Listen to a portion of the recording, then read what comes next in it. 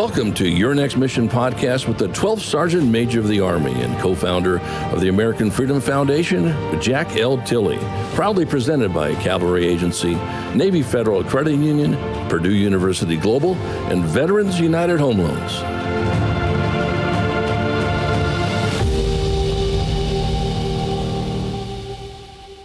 Hello out there, warriors, past and present, and your families, and thank you for serving this great country. And welcome to Season 3 of Your Next Mission video podcast, a program initiative of the American Freedom Foundation. Now, I'm Jack L. Tilley, 12th Sergeant Major of the Army, and your host for this great show. But before we get started, I personally want to thank our presenting sponsors, Cavalry Agency, Navy Federal Credit Union, Purdue University Global, and Veterans United Home Loans for their generous support in making Your Next Mission happen. They love our veterans and families, and as I always say, we certainly love too. Today, we're going to focus in on the Army's 1st Cavalry Division from Fort Hood, Texas. And I'm so excited to introduce Major General John B. Richardson IV, Commanding General, and Command Sergeant Major Munday, Command Sergeant Major of the 1st Cavalry Division. Welcome. So excited to have you on the show. Well, thanks, Jack. We really appreciate the opportunity to join your audience and share a little bit about America's first team. Cav Hooah. Well, we appreciate it. So Sergeant Major, before we ever get started, can each one of you, tell the audience a little bit about yourself? And sir, we'll start with you. Okay. Well, as you mentioned, I have the honor and the privilege to command the nation's only cavalry division, the 1st Cavalry Division here at Fort Hood, Texas. I consider myself an armored cavalryman by profession. I think that way, I act that way, and I fight that way. And that has really been the way I have approached war fighting throughout my career. A little more personal about myself. I'm married to my high school sweetheart, Deanie. We have 2 kids, Mary Alex and Johnny. Mary Alex just graduated from law school, and we're going to we'll be holding closing the wallet ceremony here in the next couple weeks, and she'll be out on her own. And then our son Johnny's a senior at Tennessee. Married 31 years, 1 dog, and I'm trying right now to convince my wife to let me adopt a horse. That's what I'm talking. I'm an old Cav soldier myself, and I'd love, I was an A2 quarter Cav years ago, but. Well, God bless you. Sergeant Major Shade Munday. I missed that at the beginning. I'll make sure I get that first name in there. Tell us a little bit about yourself, please. Hey, I appreciate it, SMA. It's a little bit about me. I was originally born in Washington State. I think you know a little bit about Washington State. I was born in Moses Lake. Yeah. But I was raised in South Dakota. My mom remarried, and I was actually raised in South Dakota, a small town. Graduated high school with 16 people, so very small. I'm 3rd generation military. My grandfather served in the Navy during World War II, and my dad served in the Army during Vietnam. I originally enlisted in the Army as a bridge crew member, as an engineer out there, on the pontoon bridges in the cold weather in the Sava. Currently married, been married for 6 years, have 4 children, and life is great being the division sergeant major. Oh, just to let you both know, I was a division sergeant major for about 5 years, and probably the best job I ever had. So anyway, again, thank you guys for what you're doing, and thank you for all you do for our country. Today is Veterans Day, a special day for all of us who have served this great country. Can each one of you tell us what Veterans Day means to you? And sir, we'll start with you. Okay, so when I think Veterans Day, of course, I think of Armistice Day, which was the original Veterans Day. After the Armistice in World War I, 11th hour, 11th day of the 11th month in 1954, we changed Armistice Day here in the United States to Veterans Day to really capture all the veterans of all of our wars and honor them. And so I think for me, it is a day of reflection and a day of appreciation. Like the Sergeant Major, I'm a multi-generation military family. In fact, the big yellow patch here on my left shoulder is my grandfather's that he wore in the division when he commanded the 5th Cavalry Regiment here in the 1st Cavalry Division. And so I think about my family and their service, and then I think about all the families that have played a role in the 20th century, specifically since World War I. World War I, followed immediately by World War II, changed the world, and it thrust the United States into a leadership role. And what's unique about the United States Army, and I discuss this at every reenlistment, and that is this idea that a soldier doesn't swear allegiance to a king or a queen or a dictator or the fatherland or the motherland. They swear allegiance to an idea that's captured in the Constitution. And they raise their right hand to support and defend the Constitution of the United States. And that's unique to the human endeavor. No one has ever dedicated their life to an idea and serve an idea. And so it's such a privilege to see the soldiers and work with the soldiers here in the 1st Cavalry Division and know that they raise their right hand, that small percent willing to lay down their life for that idea.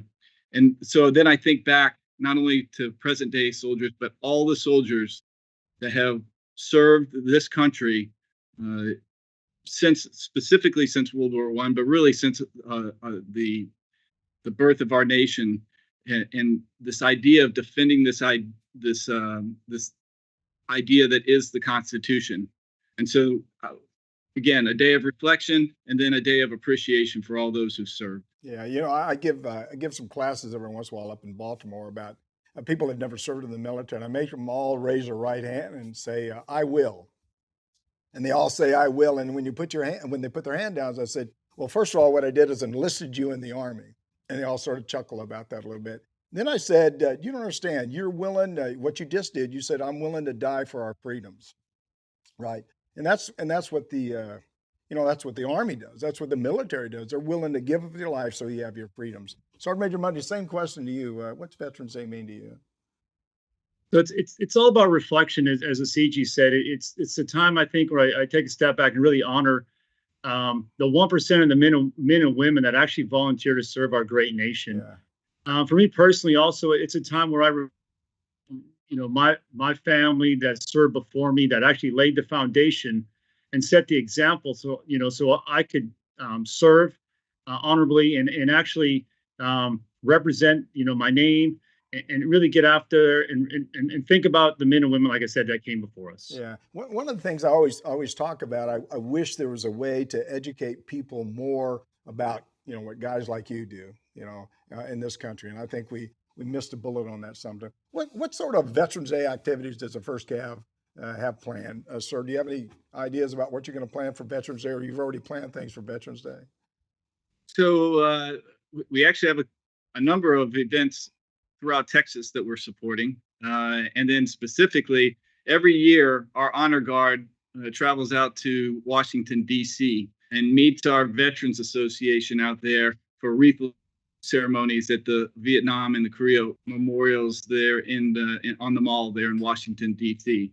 And we have a great Veterans Association here in the 1st Cavalry Division. They're very active, very supportive of the division. In fact, last year was our centennial celebration, and it was conducted in conjunction with the Veteran Association's annual reunion, and it was a very powerful event, at least in my eyes. And so I just want you to imagine we did a parade on the parade field the entire, and we had approximately 600 to 700 veterans, a few from Korea, a lot from Vietnam, and then Desert Storm veterans were here because it was their 30th reunion.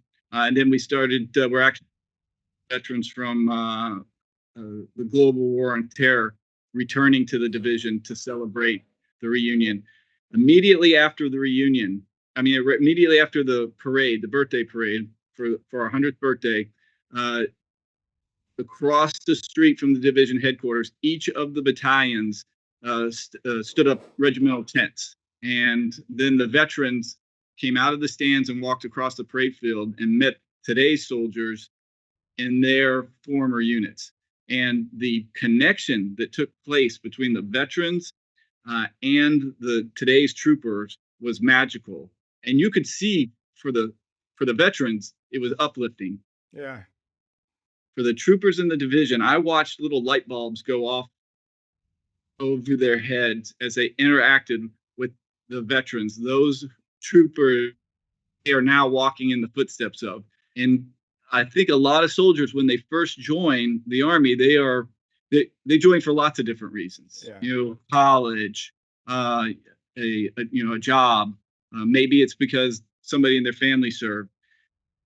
But for the first time, I think a lot of them realized, wow, I joined an organization that's a multi-generational, and I'm part of a bigger family, and I am now serving for something bigger than myself. And that only happened when you had that exchange of stories between the veterans and teenagers. And I found it to be extremely powerful. That's one thing that we'll be doing this year, though, is continuing to support our Veterans Association with our honor guard. And then, of course, we have the band here in the division that's quite popular throughout Central Texas, and as is our Horse Cavalry Detachment.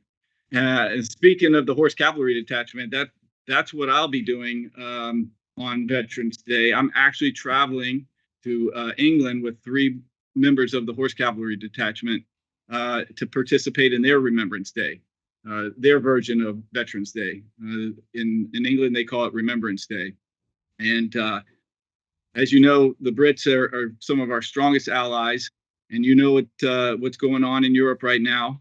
And never before is our relationship with our allies in NATO more important than it is right now. And so I'm going over there to participate in their Remembrance Day on our Veterans Day, and then also meet and greet the 3rd UK Division Commander and start building a relationship with him, because we'll be doing a warfighting exercise, a multinational warfighting exercise with them in the spring. And these relationships with our allies are all about exactly that, relationships, human relationships.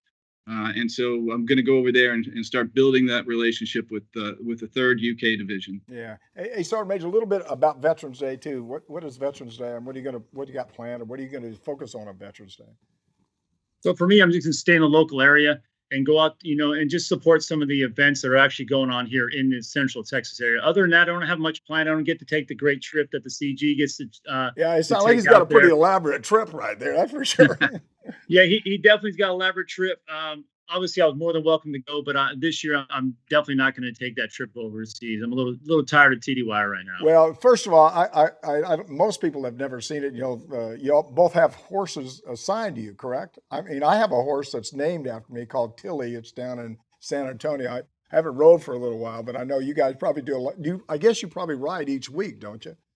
Sergeant Major, do you ride your horse once a week or? Not as often as the CG does. I do ride. So he hogs the time on the horse? No, he doesn't hog the time. He's just he's a more experienced rider than I am. But I do have a horse named Rio that I ride quite often. We're actually getting ready to ride Army game coming up in a few weeks. So we're actually going to ride. He's going to ride his horse. I'm going to ride mine, and we're going to actually come out on the field of the Army Air Force game up in Dallas. Oh, you are. That's what I'm talking about. So the general is a better horse rider than you are. That makes sense. Most to me. definitely, most definitely he is. I'm not going to even lie. He's done a few charges. He has the experience, and I just get to watch from the stands. I got to tell you one story. I was riding a horse years ago, and I think I was about 14 years old, and this. Sir, you may know about this horse was barn broke or something like this, what they said. So I was riding with this guy, and I just had learned how to ride a horse. He said, Jack, how you doing? I said, well, I'm doing okay. He says, you sure? Can you hold on? You riding pretty good? Yeah. And he kicked his horse inside, took off running, and the horse was Eisman, took off running. I dropped the reins. I'm holding on to this horse. And that horse ran all the way back to the barn, just stopped right there. Scared the heck out of me, though. So anyway, it was a lot of fun. Hey, sir, the 1st Cavalry Division certainly has a great history. Can you talk about the history of the 1st Cav? Sure. So I think here's a good story. So I was in the Lewis and Clark building at Fort Leavenworth about 6 months ago, and they have all the division colors lined up in sequence. And the first one in the sequence is the 1st Infantry Division, and then they had the 1st Cavalry Division, and then they had the 3rd Infantry Division, 4th Infantry Division, and on down. And I said, oh, they're out of sequence. As much as I like being in the number 2 slot, most of these divisions, a lot of our infantry divisions were established for World War I, during World War I, and fought in World War I, so 1917, 1918. 1st Cavalry Division established until after World War I in 1921. So I went to the commander of the Combined Arms Center, and the General Martin, and I said, hey, sir, I think the colors are out of order. I think 1st Cav should be a little bit further down behind some of these infantry divisions. And he said, well, let me school you. And I said, okay, sir. He said, the seniority of the divisions in the United States Army are not based solely on when they were constituted. There's a formula that is certain values go into, and it produces the sequence of your order of precedence in the Army. And the 1st Cavalry Division, though not the oldest division in the United States Army, it does most days in combat of any division in the United States Army. Followed very closely by the 1st Infantry Division, but there's some other elements which allowed 1st Infantry to be have precedence over the 1st Cavalry Division. So I took great pride in that the 1st Cavalry Division is just steeped in combat honors that allow us to be the 2nd most prestigious division in the United States Army. And so that's captured in the colors right behind us: 46 campaign streamers and unit awards, 44 Medal of Honor recipients. Wow. And so, it's actually quite humbling to be a part of this organization. It is a magical unit. And you think about deployments. So this division deployed in 1943 and did not come home until 1973. Holy mac, I didn't know that. Yeah, so it deployed to the Pacific to fight in World War II against the Japanese Empire. Stayed on to occupy Tokyo, and then as soon as the Korea War kicked off, back to Japan, and then when the Vietnam War was initiated, as you know, that became a air mobile division and went right back into Vietnam, and then didn't come to Fort Hood until 1973 after Vietnam. So deployed from 43 to 73, that's just a tidbit of I could go on for days on the history of this division because I'm pretty passionate about it. But I'll turn it over to the Sergeant Major and see if he has anything he wants to add. You want to add anything about the history of the division? I got one more question here for you real quick. Go ahead, Sergeant Major. Yeah, so really, I think that the big thing, the CG is definitely rich in history, and I learn something every day, right? As he's talking right now, I'm just. I just learned something right there about the order. I didn't. Yeah, go ahead. Yeah, but I think it's one thing to think about: 1st in Manila, 1st in Tokyo, 1st in Pyongyang, 1st in Cambodia, right? And I think it's the division is definitely the first unit that the nation calls on when we want to get out there and get after something. But we're the first team, as you can see behind us, but we definitely understand that our role and our responsibility when we're called upon. Yeah. Sergeant Major, the 1st Cav is known as first team. I always hear you go, first team. You're always pumped up about that. Explain to the folks that are listening what that means. I think I kind of said it a minute ago. We're first at almost everything we do, right? I mean, we're the only cavalry division out there. We're the largest, currently almost 23,000 troopers, including the 3rd Cavalry Regiment. We're the most lethal, most modern. And like I said, we're the first unit that's going to get out there and get after it. I mean, there's a lot of units out there. You probably might be on the ground before, but when you need the combat power and you need these tanks and you need, these troopers, they're going to call on the first team.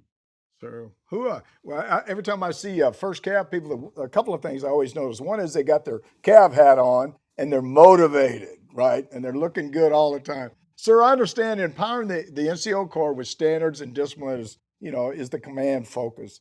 That's outlined in your yellow book, which I just happen to have a copy of it right here. Can you tell everybody what that means? Sure. So after about a year in command, and Sergeant Major and I came in together. We sat down and we reflected on the first 12 months, and we were doing a lot of great things here in the 1st Cavalry Division. But the one thing that we felt we could be doing better was standards and discipline. And so we got together with the battalion commanders and the battalion command sergeants major and the brigade command sergeants major, and we talked about it. How do we get after standards and discipline? I think everyone listening, if they don't know, the non-commissioned officer corps in the United States Army is our secret sauce. It is Absolutely. what makes us the greatest army on the face of the earth, probably in the history of mankind. And empowering our non-commissioned officers is critical to allowing them to be that secret sauce. And what the sergeant major and I felt was that we were leaving a lot of talent on the table. We weren't empowering or holding NCOs accountable for being that backbone of our army. And we had a discussion. Just look at what's going on in Ukraine, and you look at the Russian army that does not have an NCO Corps. It's a mob. It's an ill-disciplined mob. And the United States Army never can ever lose sight of the fact that our non-commissioned officers are the backbone of this army and the secret to our success as a profession. And so what we decided was, hey, let's establish a standards book, and then empower our NCOs to use it as a tool to enforce standards and discipline inside the division. We go back to the be no do leadership paradigm, and what we found was you can't be and do if you don't know. Yeah. And so what we determined, there's been a lot of changes in the Army over the last year to maybe the last 5 years on some standards, things like women's hair standards, some uniform standards, some jewelry standards, some tattoo standards, and some of these changes have come out so rapidly. A lot of our leaders don't know what the standard is, and so the sergeant major and I was like, hey, well, let's do a baseline. Let's baseline what the standard is, so make sure everyone knows what the standard is, and then empower the NCOs to be and do. And they have taken off with it. And I really can't say enough about the non-commissioned officers in this division and what they do on a daily basis. And we're seeing an empowered NCO Corps take this division to the next level. And I guess at this point, I probably should turn it over to Sergeant Major, because he was really the brainchild behind this. Well, let me comment real quick. You said a bunch of stuff, and I try to remember all. One is that I watched the Russians on television. They got hit, and when they started running, they ran in single file. If that was an armored unit or a Cav unit, that had dispersed and engaged. And I thought, my goodness, that's unbelievable. But the other thing I'll say for Sergeant Major, I know we have something to add, is that technology in the non-commissioned officer corps, I agree with you 100%, because that allows you as an officer to do your job, to plan and make sure. In the non-commissioned officer, when I was growing up in the Army, we execute that information. And the other thing is really neat, and you guys do it really pretty well, is you can see clearly that you're a team and you function and work together. And that's the difference. And the last thing I'll tell you is, when I sort of thumbed through your book here for a couple of times, it's about leading by example and showing people what right looks like. And I think that's the key, and that's really what you got it. But it's also about the basic fundamentals of being a soldier. Sergeant Major, what you want to add? I'm sure you want to add something to it. I got my book here, obviously too. I got my book now, so I'm good. You were talking about technology a minute ago, right? So when we talked about the leaders book, well, first off, our division standards book is no different than any other division. There's Yeah. so many divisions out there. It is nothing new, but really what we wanted to do when we go out here on Legends Way and really look at, when I visit troopers, we started seeing some trends of some standards that just were not followed. And as the CG mentioned, the standards have changed for certain things over the years. So we wanted to capture really everything that we thought was a trend out there and really give and empower the NCO to say, here's the one book that you can, reflect. Of course, that doesn't take away from the ARs and the DAPMs and everything else like that. But if there's a couple of things I wanted to highlight in there, it's on page 41. You don't have to look at it, SMA, right? But it's the cell phone policy, right? We really want, and the cell phone policy, what we were trying to get after with this and the CG, bought off on it was, it isn't something we created. We actually copied it from 10th Mountain Division. So we'll give them a little bit of credit for doing all the legwork. We just, changed it to help the division. But it was really trying to cut down the usage of text messaging and phone calls between 1800 and 0500 to really allow the troopers to go home and decompress. As we talked about technology is great, but it's really caused us to be connected 24/7. So we were really thinking about that when we followed the 10th Mountain policy, which really allows them to decompress, but really goes back to a smaller thing that you probably remember: final formation of the day. Yep. Right. Mm-hmm. Have the final formation. Tell them here's the next 24, here's the next 48, and then go home and let you decompress. Because it was something to think about with these young troopers. When I would ask them how many group messages, how many group threads are you on, some would say 5 to 6. So we only imagine how many text messages at night that would be. I'm on a couple, and I'm just thinking, if I had a young child again, how many text messages and how much would that interfere potentially with my decompression and then obviously being with my family. So that's one of the big highlights. And there's all kinds of different things in the yellow book, but that is the one thing that when we talked to the new troopers in Pegasus Troop, we'll talk about in a little bit, was to try to give them some time just to decompress away from the Army. Yeah, I think, again, you hit a lot of, but one of the things is, I think just what you just said, technology is a downfall too, because now soldiers don't talk to each other as much as they used to. They'd rather text you. I'll tell you this, I have 2 granddaughters, and I've got 3 great grandbabies now, so I'm getting old. But when I contacted my granddaughters and I'd call them, they'd hardly talk. But if I text them, they was right on top of that stuff. And so I think depression, people aren't, they don't talk to each other enough. A lack of communication, a lack of good listening skills. I think that's always a downfall now. But I think taking it away from them and really communicating a lot more, I think is really the key to success. You guys are, again, I looked at the yellow book. I probably need to go through. In fact, you guys should have autographed it and sent it to me. I put it in my little office in there. Maybe you can get the general autograph, send me another one. I'll get another. So I have two there. Hey, actually, we thought about that after we sent it to you, that one wasn't autographed, and we should autograph. We'll get you one though in there. I'm just talking trash. You know me. Hey, we're talking with Major General John Richardson.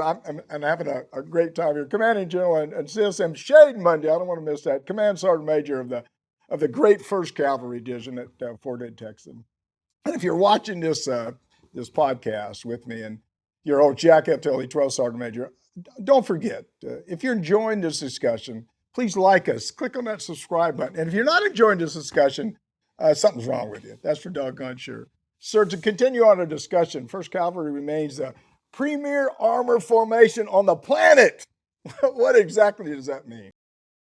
Well, sorry, I would say it's probably the universe. I'll go with you. I'm right there with you. All right. So we are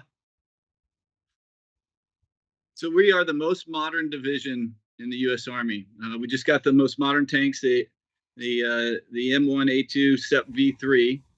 We got the most modern artillery, most modern communications equipment, and so the Army has invested a lot into the 1st Cavalry Division. We are known as a multi-domain armored division, and we are aligned to Europe. And so we maintain combat credible formations ready to deploy, fight, and win really anywhere in the world. Now, I say we're aligned to Europe. That's our primary priority focus for planning, but we will get called anywhere, anytime, any theater, but primarily focused on Europe. And in fact, the Air Cav Brigade just returned from Europe, a 9-month rotation over there, reassuring our allies and deterring our adversary over in Europe. And as they were returning, one of our armored brigade combat teams deployed over to Europe, and they were over in Poland and in other parts of Eastern Europe. And we have 2nd Brigade preparing to deploy to Europe in the coming months. So I think when you say first Cav, first team, it really goes back to what the Sergeant Major says. When you need America's hammer, you're going to call the 1st Cavalry Division. That's who's over in Europe right now. Again, reassuring allies and deterring adversaries, and hopefully, in somebody's calculus is gonna make sure they don't make a bad decision. But if they do, the 1st Cav's there to put them in their place. Hooah. Hey, Sergeant Major, I think the CG just answered your question for you, but I'll ask it anyway. Other than what the CG said, what other global conflicts are we engaged in around the world? I mean, go ahead. Yeah, he definitely hit it on the head. But I think what he said is redeployed our air cav from a 9-month deployment. We have about 4,000 troops currently overseas right now. Not just Grey Wolf Brigade, 3rd Brigade, but also Sustainment Brigade that's over there supporting their NATO allies and the Yukon rotation. And then we have our 2nd Brigade who's prepped and ready to go in the next few months. That'll rotate out, and I know they're going to serve honorably over there and represent the 1st team. Yeah, this wasn't a question I was going to ask you, but what kind of issues do you have? I mean, people are deploying back and they're coming back after when I was on active duty, it was a 1-year deployment, and then we cut it down to 6 months because of the constant rotation. So Sergeant Major, what's the biggest issue when somebody comes back off the deployment now? Probably just missing their family. I guess the biggest thing, isn't it? I think that's probably one of the biggest things, is just missing their family, because it's a lot different than a traditional deployment. They're rotational. I mean, we were just over in Poland about a month ago. The CG and I went and visited Grey Wolf. Living conditions are tense, but they have Wi-Fi, they have internet, they have all that stuff. They're able to go out on the town. First few months, it's ready to fight, getting everything ready to go. But after that, they loosen up the liberties a little bit and allow the troopers to actually explore some of the countries that they're in right now. But other than that, I think it's just missing their family. Yeah, it's really good. They go over and get to see a little bit of the country and stuff. So that's really good. Well, let's take a quick break. We'll be right back where you're watching your Next Mission video podcast. You're watching Your Next Mission, proudly presented by the Cavalry Agency. They help brands dominate no matter their size. Ideas, strategy, action. This is Cavalry. Learn more at cavalry.com. Navy Federal Credit Union, the most trusted credit union owned by members of the military community, serving all branches of the armed forces and their families. Their members are the mission. Learn more at NavyFederal.org. Purdue Global, providing affordable online education for hardworking adults. Learn more about a personalized, innovative, and world-class education at PurdueGlobal.edu. Veterans United Home Loans, the #1 VA lender for 5 straight years. If you're buying, they're funding your dreams. Learn more at VeteransUnited.com. Now back to your host, the 12th Sergeant Major of the Army, Jack L. Tilley.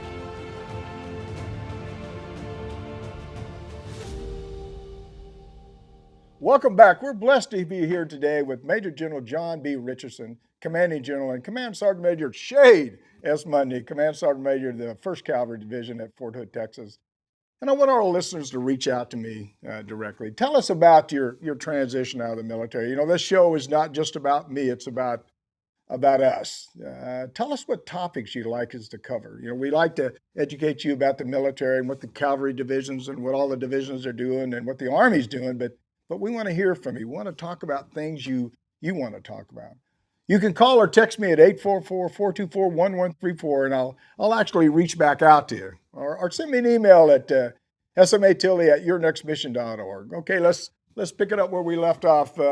We're heading into the final segment with you today. I certainly have had a good time. Hopefully you've enjoyed it just as much as I have. Sergeant Major, I just have a couple more questions. Sir, one of the things we want to do with this season is see how the command at each installation is relating to new recruits, junior NCOs, and how they're really making a difference how you are making a difference in their personal lives. I know the Yellow Book definitely addresses that, but I understand you have a new initiative called, hopefully got it right, Pegasus Integration Troops. Does this do even more to help our young soldiers? Jack, I think if there's one thing that the Sergeant Major and I will walk away from the 1st Cavalry Division with a lot of pride is in this idea that we have established this integration troop. And we call it Pegasus Troop. And every trooper that comes into the 1st Cavalry Division, from Private E1 through Battalion Commander, Lieutenant Colonel, goes through the Pegasus Troop before they join their battalion, troop, battery, company. Mm-hmm. And it's really about transitions. You just mentioned it to your audience about transitions. Transitions are difficult. And I know for my 30-year career, the highest stress periods have been during the transitions, during PCSs. Yeah. You make your permanent change of station, you pack up your house, you pack up your family, you make your kids leave their friends, and you move to a new duty station. And the stress is high. You have to find somewhere to live. You have to in process. You're meeting the new team for the first time. And I know that what I did most of my career was, hey, honey, the boxes are here. I'm going to need you to start unpacking. I got to go to work because I got to show the team I'm all in, and that I'm here to be a contributing member of the team. And that just adds a lot of stress to, I think, to the families out there. And so, and new troopers, ones that are right out of basic training and AIT. And so what the Sergeant Major and I wanted to do is really make a first positive impression. We all know about first impressions, right?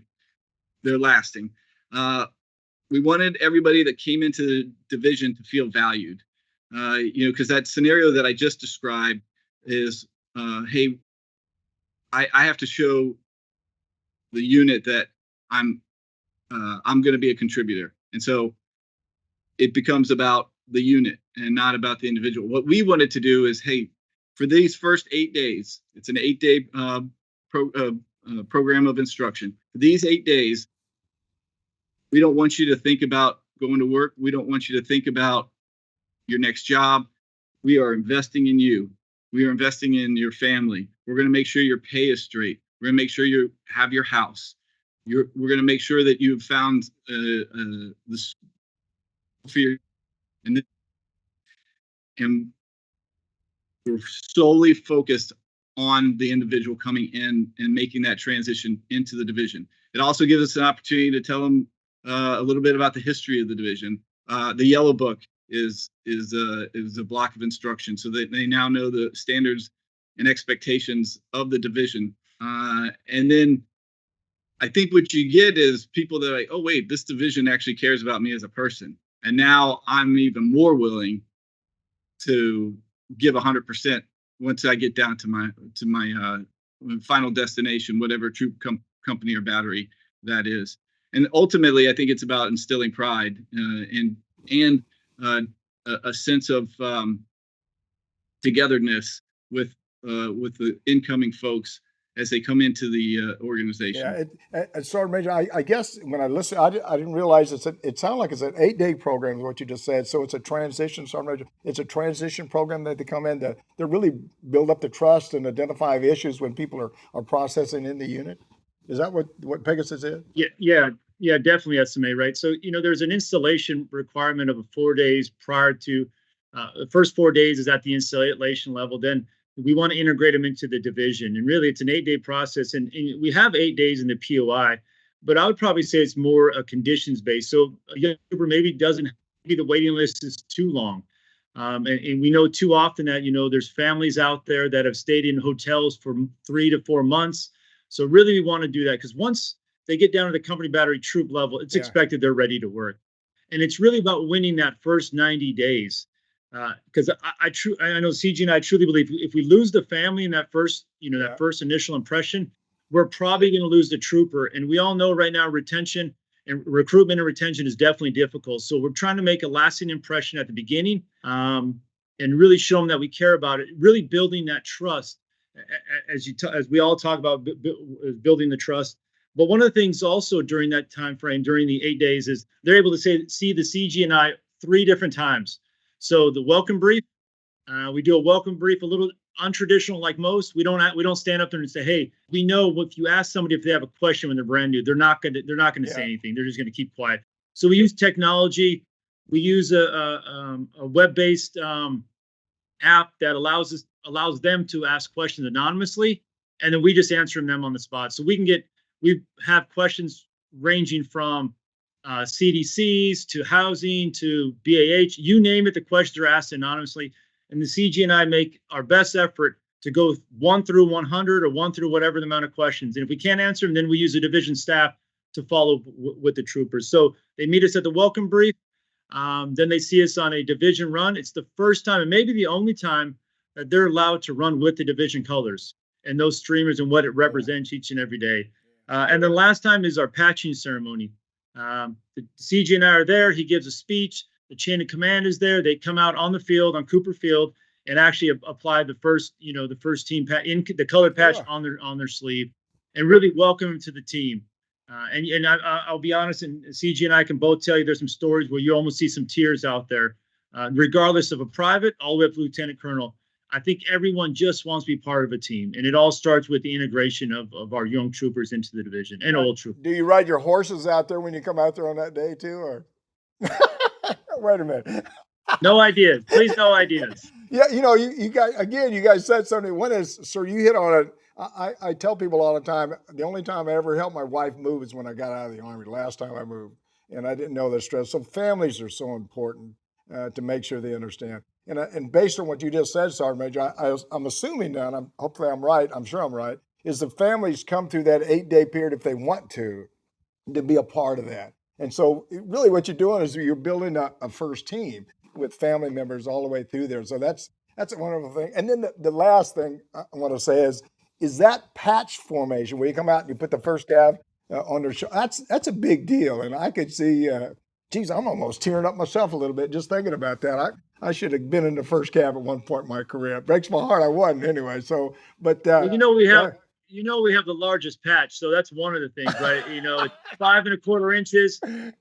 So we do patch, and it does make an impact on each and every individual that's at the patching ceremony. Yeah, and Sergeant Major, it's just to give a little context. So each week we bring anywhere from 80 to 120 new soldiers into the division. Oh wow! And so this is every week, and so over a year, we've turned over, about 40% of the division. And so every week we have an opportunity to touch every single soldier that comes into the division. And I think the Sergeant Major, and so just imagine out on the parade field, formation, we put them in basically platoons, 1st Brigade, 2nd Brigade, 3rd Brigade. And just so to help you visualize, imagine they're out on the parade field, almost like a graduation ceremony, and they're out there. The division colors are out there on the field with them, and their new chain of command, their new squad leader, platoon sergeant, 1st sergeant, company commander, battalion commanders come. They're in the stands, and they haven't met the soldiers yet. Even though the soldiers have been here for about a week, they haven't actually met their soldiers, and the soldiers haven't met their new chain of command. So they come to the patching ceremony. They sit, the chain of command is in the stands, a very short speech by me, about 2 minutes. And then the announcer says, go find your trooper and put the patch on. And the new chain of command pours out of the stands and they go straight to the trooper. Welcome to Alpha Company 15 Cav. It's great to have you on the team. Yeah. Takes the subdued patch off and puts the big yellow patch on. And I usually pick out from from the podium when I'm doing the speech, I usually can find a second lieutenant out there, and I go straight to a second lieutenant. And I've had second lieutenants start to tear up because of the pride that they. I mean, just imagine they came in, they were treated like, hey, you're our number one priority. We don't want you to work. We're not going to ask anything of you. Yeah. We are only going to take care of you and make sure you are completely squared away before we send you down. Because we do tell them, when you get down to your TCB, your Troop Company Battery, you're going to work hard in the 1st Cavalry Division. Make no mistake of it. But we are going to have ensure that you are set up for success before we send you down there. And they leave that formation with their new chain of command with a lot of pride in being in the 1st Cavalry Division. Yeah. Yeah. So the people that are listening out there today, this is something bigger than you. It's about joining a family. It's about joining a team. It's about joining people that care about our country and want to make a difference. Here's people that, again, people are willing to give up their life in the defense of our country. And I'm just, if my chest is sort of pumped out here a little bit and just motivated to have you two or the gentleman, the Sergeant Major, on the show today. Hey, unfortunately, we're going to have to wrap it up here. Any final thoughts? Anything you want to share with the audience, sir? Anything you want to share? Maybe we missed or you want to tell the audience about? Sure. I think the one thing, and it was touched on throughout, I think we touched on it when we talked about Veterans Day and the reflection and the appreciation. We touched on it with the Yellow Book, and we definitely touched on it here with Pegasus Troop. And that is this idea that our profession is founded on trust. Yeah. That trust is the foundation of our profession. And so everything that we do here in the division revolves around building trust laterally with our peers, with our bosses, and most importantly, trust down, that our troopers trust their lead. And we talk in the Army, and as you remember, the old unit status report, the old USR, and that's how it measures readiness. And that we call it PSR and T. Personnel. The R is your readiness of your equipment. S is the supply, that you have all the equipment, and then T, your training level. And sometimes we forget that readiness is more than just, do you have your people? Do you have your equipment? Is that equipment ready? And are you trained? In the 1st Cavalry Division, we say readiness equals PSR and T plus trust. Because if you don't have the trust, those other elements really aren't relevant. And so we are focused every day on building trust. And the way we do that, the Sergeant Major and I, when we talk to the NCOs and the officers about how do we build trust in the 1st Cavalry Division, we talk about 3 things. First and foremost, know your soldiers, like really know them, beyond this, like know their family, know their background. One of the things we do in the division is everybody has to write their story, and it's grew up, and it starts with me. I write my story, like my Army story, but my life and outside the Army at home on a daily basis. And I issue that down to all my subordinate commanders. And then they owe me their story, and I read their story. And it goes all the way down to the lowest level. And we really have gotten to know each other a lot better because, everybody's got a life outside of this green suit. And the more you know about those who work for you and those who you work for, I think that just helps build that relationship and builds that level of trust. And so know your soldiers is our number one way we build trust. The second one is that leaders take action. That, we talk to the leaders in the division about, the soldiers are always watching you. And if you aren't enforcing standards or you're looking the other way when things aren't right, the soldiers are taking note of that. Yeah. And they're not going to say anything, but in their head, they're thinking, my leader doesn't enforce standards. I don't trust them. And then the last one is leaders holding leaders accountable. Again, soldiers are watching. If the lieutenant's doing something wrong and the NCOs are just looking the other way, they're taking note of it. One sergeant's doing the wrong thing and they all know another sergeant knows it and isn't doing anything about it, they're taking note, and you're just eroding that trust. But you flip that on its head and you know your soldiers and they actually know that you care about them, and they see you taking action, enforcing standards, and holding other leaders accountable, then your soldiers are going to trust you, that you're going to do the right thing and that you actually care about them. And that's been our mantra. Those three: know your soldiers, leaders take actions, and leaders hold leaders accountable. And I think over the last 18 months, we have seen a difference in the trust level inside the division, and then that spreads to everything else that we do. Yeah, the one thing you said a lot of good things right there. But if you don't enforce the standard, you've made a new standard, right? And that's really what you got to worry about. So, Sergeant Major, how about yourself? Any final thoughts there? Yeah, I think I want to thank you and the team for this great opportunity for the CG and I to be on your show and really highlight the 1st Cavalry Division and its troopers and what we're all about here in the 1st Cavalry Division. You know, branding, we're always about recruiting. So, you know, I would be remiss if I didn't say, you know, hey, if you want to join the first team, just let us know. But I don't blame you. You know, it's a brand. But you know, it's Veterans Day, and it's just an honor to reflect and think about the men and women that have served and currently serving our nation. And I know we appreciate it. Well, I tell you, I can't thank you enough for being on the show. I can't thank you enough for what you do.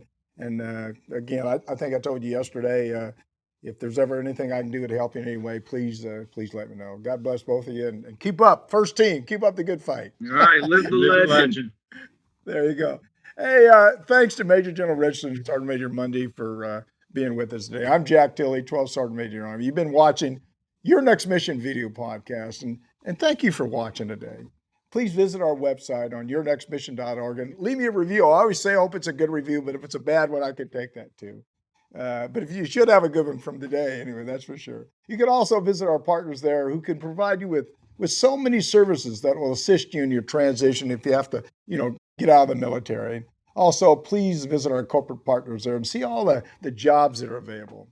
Please know, I'm going to say this twice, please know we want to assist you any way we can. We're all, we talked about it just a minute ago, we're all part of a family. Whether or not you served 20 years ago or 40 years ago or you're serving now, we're all part of a family. The only question there is, I'm not going to give you none of my allowance, I'm not going to give you none of my money, but we're here for you.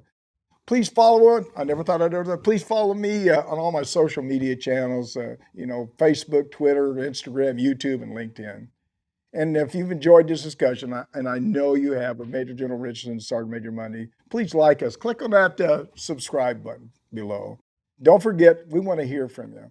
Please leave me a message or send me a text at 844-424-1134 or send me an email at SMA Tilley at yournextmission.org. Thanks again to Major General Richardson and Sergeant Major Munday, first team, for being with us today. It was great, having you on the show. And happy Veterans Day to you and to all of the veterans that are out there. When I think about Veterans Day for me, I think about the people that I've known that certainly haven't been as fortunate maybe as I have, but I think about all the sacrifices our veterans make each and every day for this great country. And I think, I think there's a family. We all love serving, even though we take the uniform off. You're still serving maybe in a different capacity. But you, just like me, love the military, and you want to do all you can. But the one thing I want to thank you was on Veterans Day, don't think you're alone. If you got a problem, you got an issue, reach out to somebody, talk to them, do whatever you can. So thanks again to Cloudcast Media, New Mind Studios, of course, our 4 presenting sponsors, Cavalry Agency, Navy Federal Credit Union, Purdue University Global, and Veterans United Home Loans. We appreciate all you do for our military. And as always, see you on the high ground. Hooah!